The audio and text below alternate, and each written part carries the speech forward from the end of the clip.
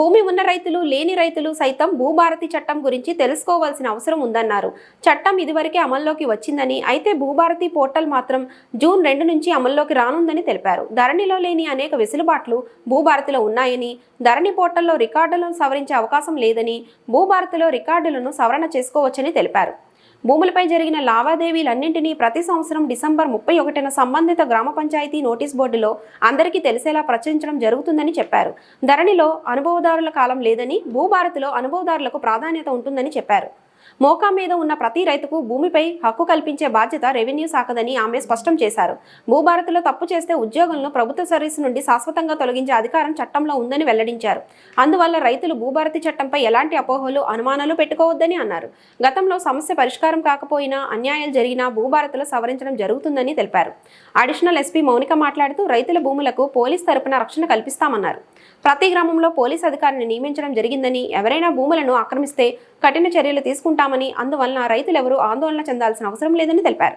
June 2 నుండి Bhubharati portal అందుబాటులోకి రానుందని, అందువల్ల రైతులు భూభారతి చట్టాన్ని సద్వినియోగం చేసుకోవాలని కోరారు.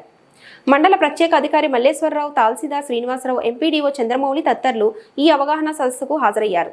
జారీ చేసిన వారు సహాయ సంచాలకులు, సమాచార శాఖ, నల్గొండ. మేము వేరే కాడ ఉన్నాము, మేము వేరే సర్వే నెంబర్లో ఉన్నాము, కానీ మా రికార్డులో వేరే సర్వే నెంబర్ ఎక్కి అయింది. ఇలాంటివి సందర్భంలో దయచేసి మీరు ఎంతవరకు అయితే మోకా మీద ఉన్నారు, ఏ భూమి మీద ఉన్నారు, అదే మీకు శాశ్వతం, అదే మీకు ఉన్న సాక్ష్యాలు. ఇప్పుడు మీ సర్వే నెంబర్లో ఒక 120 పడింది, బట్ నిజంగా మీరు 110లో ఉన్నారు.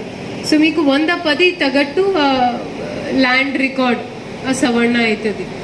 సో దీంట్లో ఎవరు కూడా కంగారు పడాల్సిన అవసరం లేదు. గతంలో సర్వేర్ కానీ, విఆర్ఏ కానివ్వండి, ఇలాంటివి విసిల్బాట్ సిబ్బందులు లేకుండే. బట్ ఇప్పుడు మన దగ్గర రాష్ట్ర ప్రభుత్వం ఈ చట్టం అమల్లో తీసుకొని వచ్చినాక 2 జూన్ నుంచి జీపీఓస్, గ్రామ పాలనా అధికారులతో పాటు సర్వేయర్స్ని కూడా నియమిస్తుంది.